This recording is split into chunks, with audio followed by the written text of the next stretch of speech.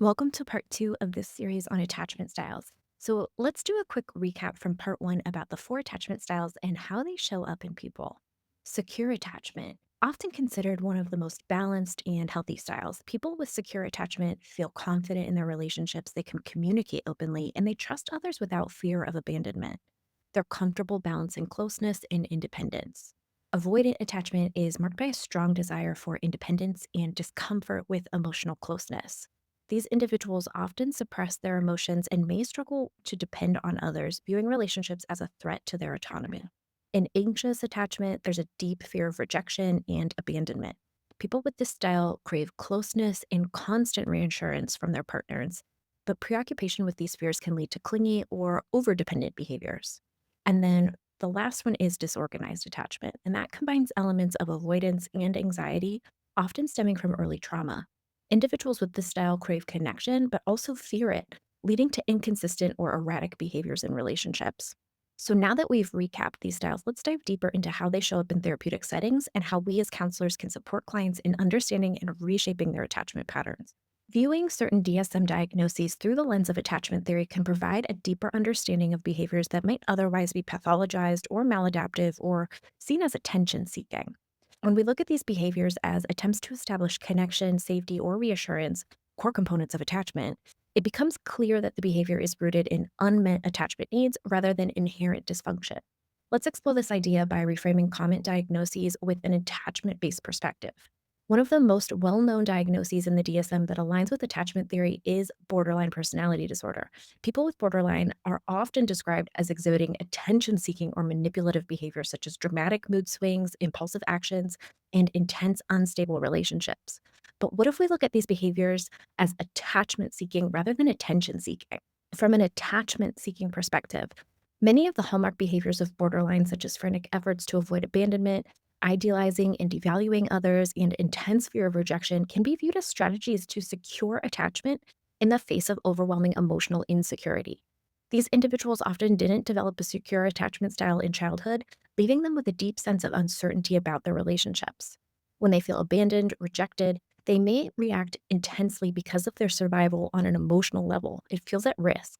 From an attachment lens, their behavior is an attempt to stabilize relationships, however maladaptive it may appear. So, for example, a person with borderline personality disorder might engage in self harm or threaten suicide when they feel abandoned. Rather than labeling this as manipulation or attention seeking, attachment theory helps us see this as a desperate effort to reestablish connection, what attachment theorists call as protest behavior. The person feels emotionally disconnected, and the extreme actions are attempts to restore a sense of safety within the relationship. So let's look at a few other diagnoses and where attachment theory might offer more of a compassionate and holistic understanding of the behavior than the DSM could. So there's dependent personality disorder. Attachment relevant behaviors are people with dependent personality disorder often rely excessively on others to meet their emotional and practical needs. They may struggle to make decisions without reassurance, fear being alone, and often helpless when relationships end. Instead of viewing this behavior solely as pathological dependency, it can be reframed as anxious attachment patterns. People with dependent personality disorder may have experienced inconsistent caregiving, leading to a deep seated fear of abandonment. Their dependency behaviors are a way to secure attachment, trying to ensure that important relationships remain intact. A client with dependent personality disorder might constantly ask their therapist for reassurance or guidance, not because they're unable to function independently, but because they fear the relationship will dissolve if they assert their autonomy. This behavior can be seen as an attempt to maintain emotional security rooted in attachment needs rather than inherent dependency. Moving on to histrionic personality disorder, individuals with histrionic are often described as being excessively emotional or theatrical, seeking approval or attention through dramatic behavior. They may have intense, short lived relationships and feel uncomfortable when they're not the center of attention. Through the lens of attachment theory, these behaviors can be understood as anxious or disorganized attachment patterns. People with histrionic personality disorder may have learned that they need to amplify their emotions or behaviors to get the attention or love that they seek. Their exaggerated behaviors are not merely attention seeking, but rather a way to secure attachment when they feel unseen or disconnected. So, an example might be that somebody with histrionic personality disorder might act dramatically in social situations to gain attention, not because they crave admiration, but because they feel insecure about their emotional connection with others. Their behavior can be seen as a protest to restore the attachment bond, seeking reassurance that they are valued. Moving on to disorder. So, people with avoidant personality disorder tend to avoid social interaction due to intense feelings of inadequacy and fear of rejection.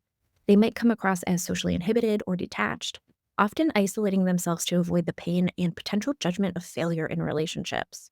Avoidant personality disorder aligns with avoidant attachment patterns, where individuals have learned that relationships bring more pain than comfort. Their withdrawal from relationships can be viewed as a protective mechanism to avoid emotional vulnerability, rather than as an inherent inability to engage.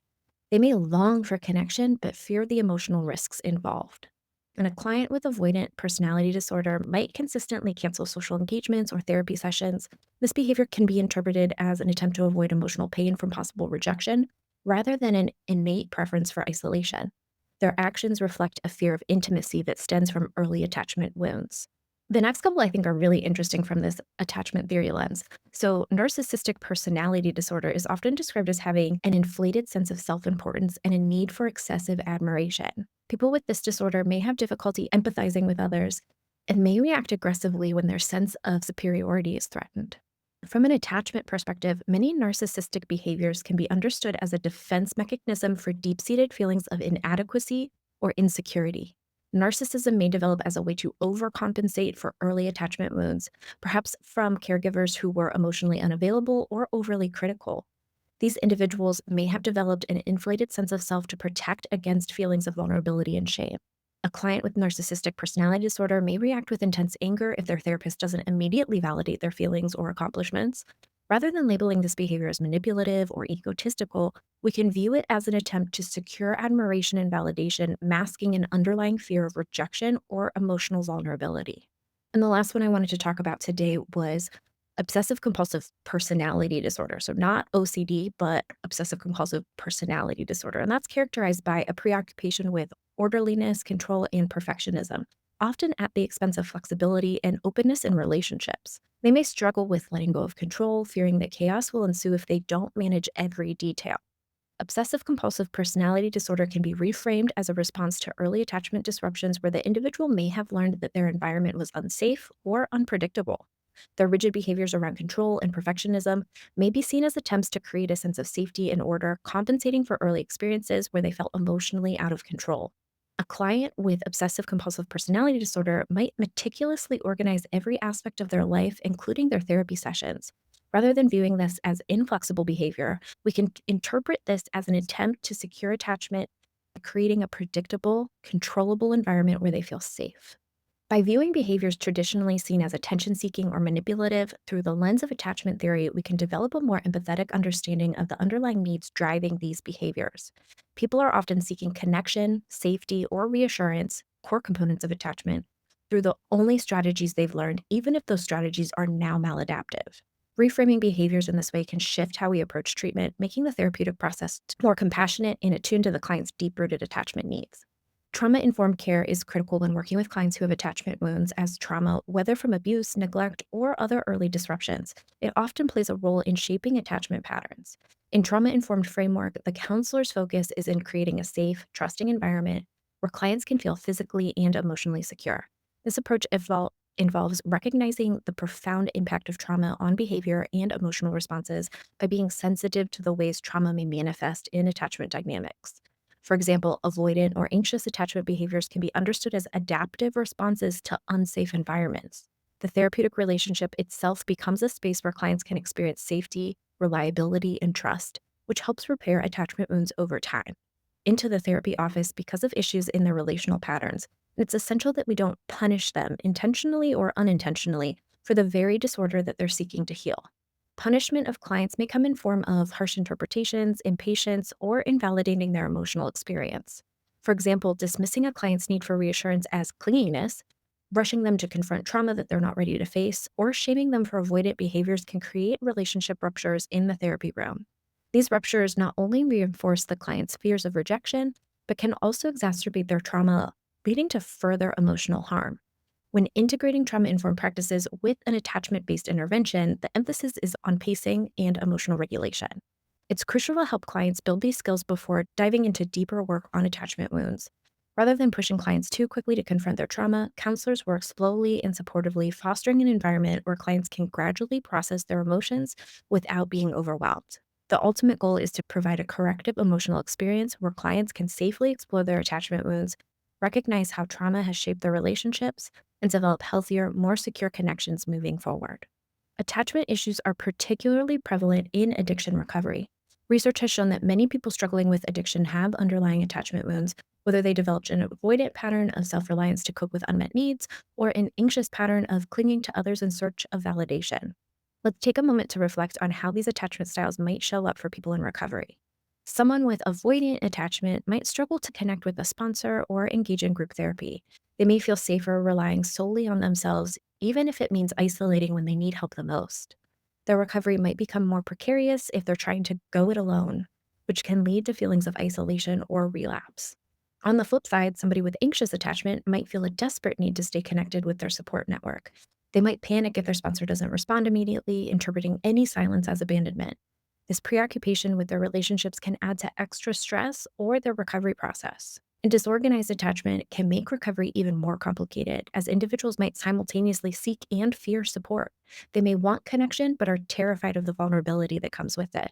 This can often result in erratic engagement in recovery, being fully present one day and completely disengaged the next. Adverse childhood experiences, or ACEs, such as abuse, neglect, or living in a household with addiction or mental illness, can have a profound effect on attachment styles. The ACEs study has shown that early trauma can lead to long term challenges in emotional regulation, relationships, and even physical health. When a child's emotional or physical needs are neglected, they often learn to stop asking for help. They adapt by becoming emotionally self reliant, leading to an avoidant attachment style in adulthood.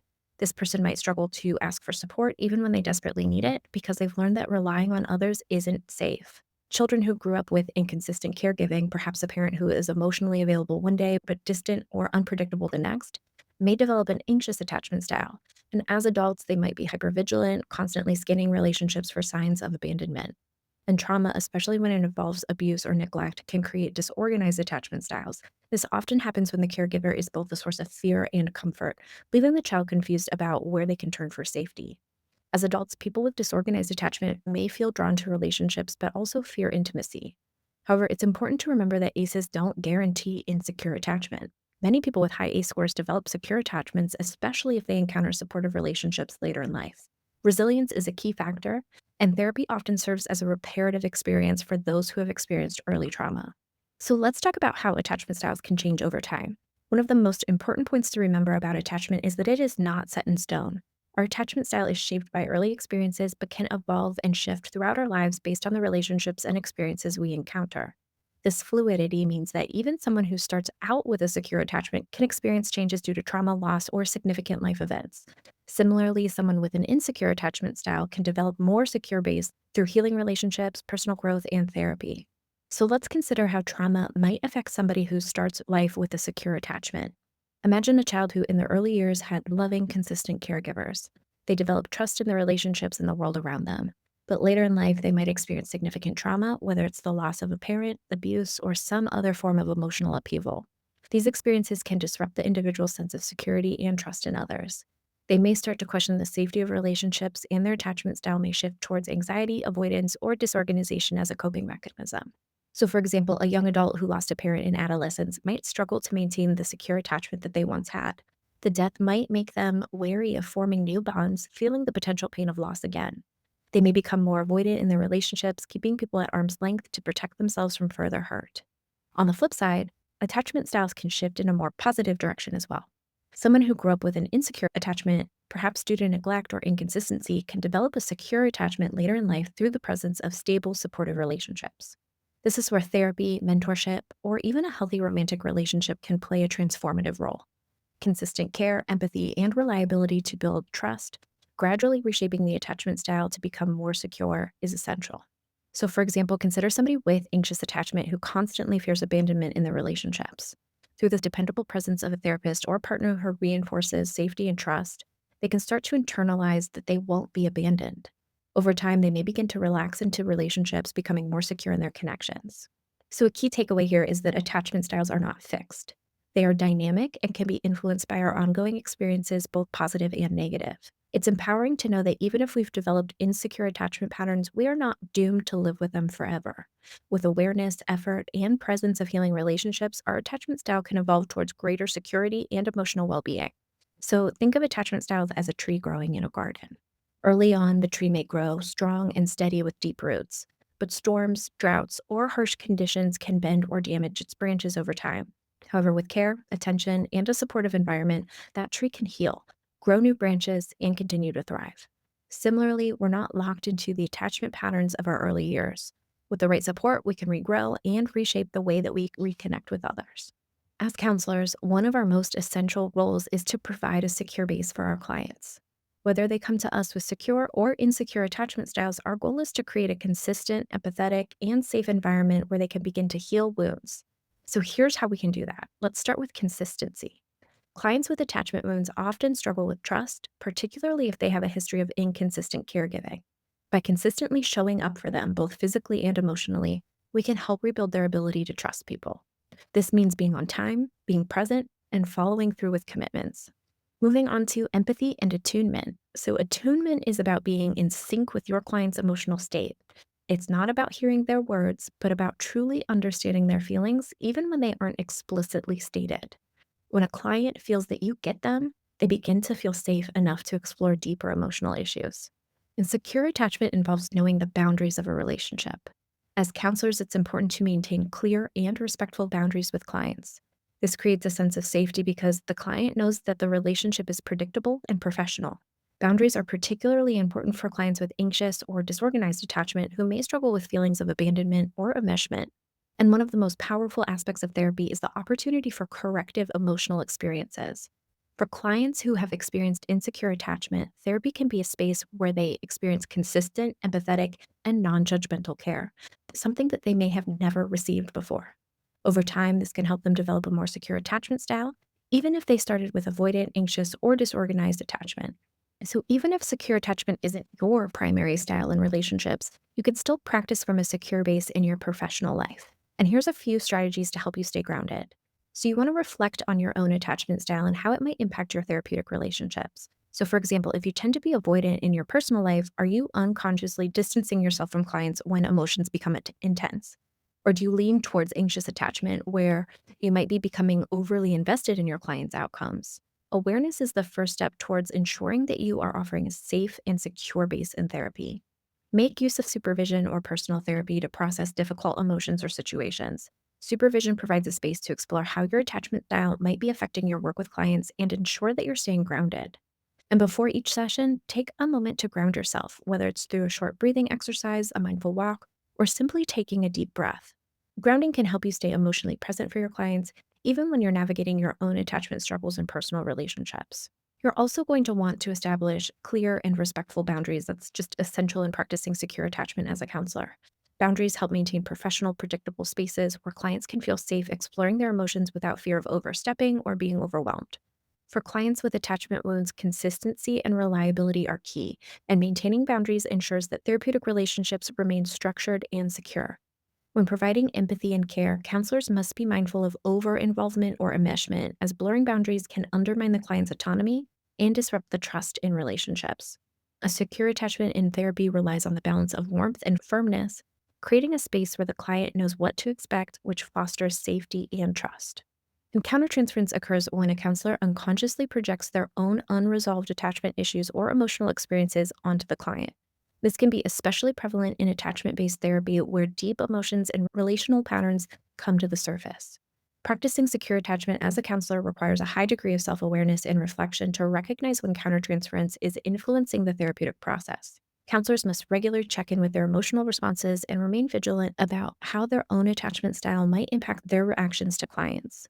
By addressing countertransference through supervision and personal reflection, counselors can remain emotionally attuned and responsive without letting their own attachment dynamics interfere with the client's process. And again, I'm just going to say it from the rooftops, supervision is a crucial part of counselor development, especially when exploring attachment dynamics in both clients' and counselors' own experience. Supervision offers a reflective space where counselors can safely explore their attachment style and how it shows up in their work. This process allows counselors to recognize any patterns or blind spots that may impact therapeutic relationships. Regular supervision ensures that counselors continue to develop emotional attunement, manage countertransference, and maintain healthy boundaries, ultimately fostering a secure therapeutic presence. By engaging in ongoing supervision and personal development, counselors not only support their clients' attachment healing, but also cultivate a deeper understanding of their own relational patterns. David Wallen's work in his book, Attachment in Psychotherapy, emphasizes the powerful role of therapy in healing attachment wounds. For many individuals, particularly those with insecure or disorganized attachment, their relationship with their therapist may be the first securely attached relationship they've ever experienced. This therapeutic relationship becomes a corrective emotional experience, an opportunity for the client to build trust, explore their vulnerability, and develop healthier ways of relating to others. Wallen describes therapy as a secure base where clients can safely explore the patterns and emotions that may have been too overwhelming or painful to address in other relationships. By experiencing consistent, reliable, and empathetic care from the therapist, clients can begin to rewire their attachment patterns, learning that relationships can be sources of security rather than fear or disappointment. So, let's talk about some therapeutic techniques and modalities to heal attachment wounds. Starting with relational therapy. So, relational therapy focuses on the therapeutic relationship as a central component of healing. The therapist models secure attachment through attunement, consistency, and empathy, providing a space for the client to explore emotional safety. This approach is particularly effective for clients with attachment wounds, as the therapist actively engages with the client's emotional experiences and relational needs. So, for clients who have never experienced secure attachment, relational therapy allows them to explore what it feels like to truly be seen and heard without judgment. Over time, this helps clients develop the capacity to trust others and express their needs more openly. The therapist's attunement to the client's emotional state mirrors what they may not have received early in life, creating a corrective emotional experience. Moving on to emotionally focused therapy, that was developed by Dr. Sue Johnson, and it's an evidence based approach that centers on understanding and reshaping emotional responses in relationships. Emotionally focused therapy helps clients identify and process their attachment fears and anxieties, allowing them to develop more secure patterns of relating to others. By helping clients recognize their emotional triggers and teaching them how to communicate these emotions in healthy ways, emotionally focused therapy fosters more secure attachment behaviors in both the therapeutic relationship and the client's personal relationships. It's especially useful in couples therapy where attachment dynamics often come to the forefront.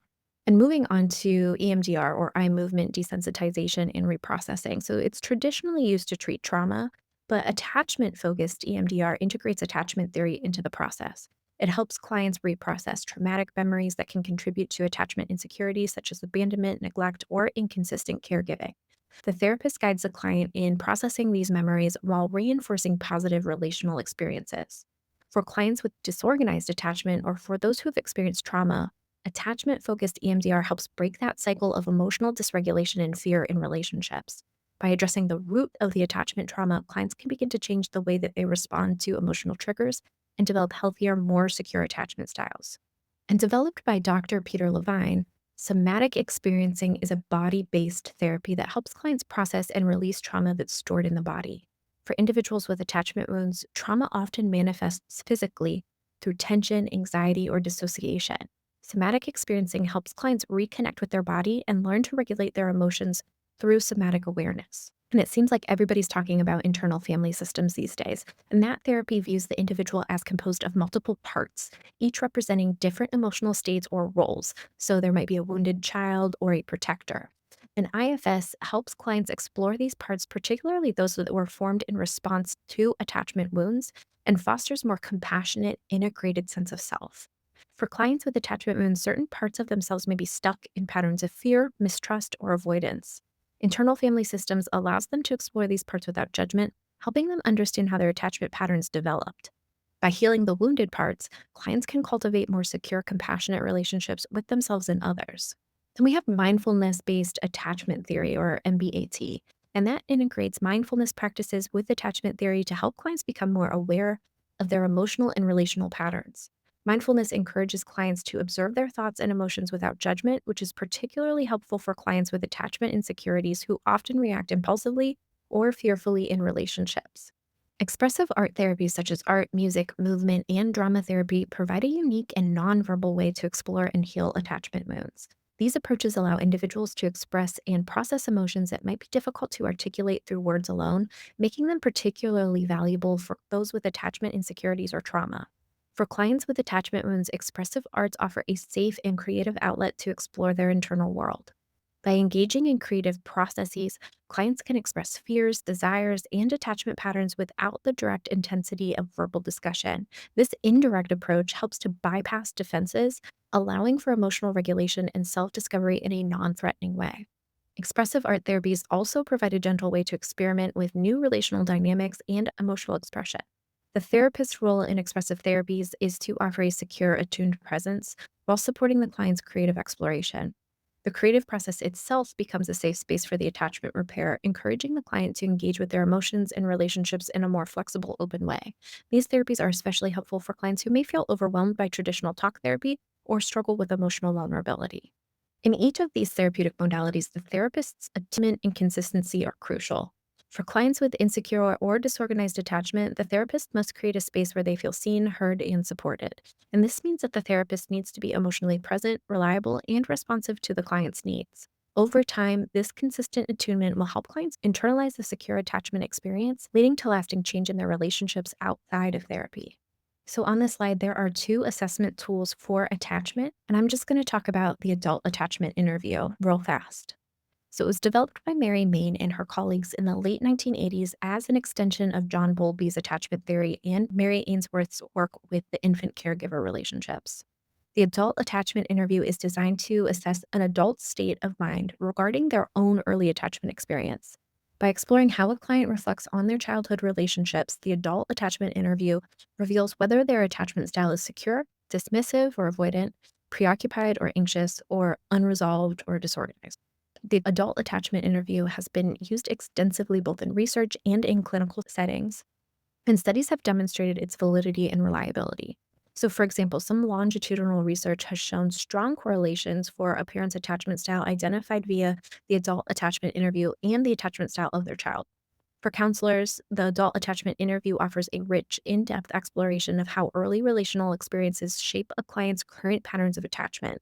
While the adult attachment interview requires specialized training to administer and interpret, the insights it provides can be invaluable for identifying unresolved trauma, avoidance of emotional vulnerability, or overdependence on others.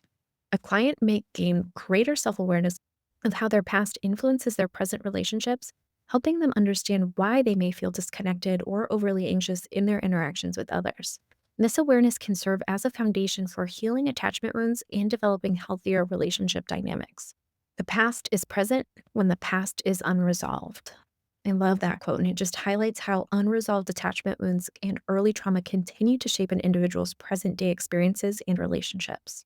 Wallen believes that therapy provides a space for clients to revisit and work through these unresolved experiences, allowing them to finally break free from past patterns that continue to influence their lives. Healing attachment wounds is a gradual and deeply transformative process, but with the right support, it's absolutely possible. As counselors, we have the privilege of offering our clients a secure base, a consistent, attuned, and empathetic presence where they can begin to unpack the patterns that have shaped their relationships. This secure base allows clients to confront fears of intimacy, abandonment, or emotional dependence in a safe space, fostering their ability to build more secure and fulfilling connections with others. Through the therapeutic relationship, whether rooted in talk therapy, expressive arts, or trauma informed modalities like EMDR or somatic experiencing, clients are offered an opportunity to relearn trust and repair attachment wounds.